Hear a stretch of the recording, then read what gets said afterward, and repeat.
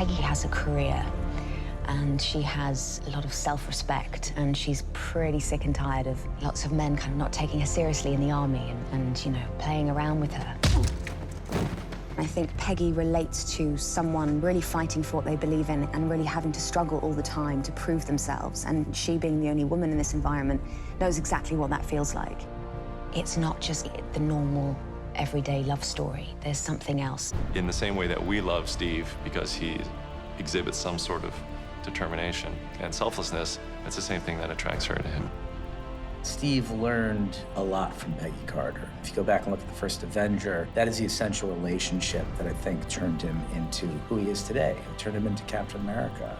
Her sense of integrity, her call to action are all qualities that have been ingrained in Steve and are his best qualities. And they come from example from Peggy. And so I think it was critical that her character embodied those essential qualities because he wouldn't be who he is without them. I'm gonna need a rain check on that dance. A week next Saturday at the Stork Club. You got it. 8 o'clock on the dot. Don't you dare be late.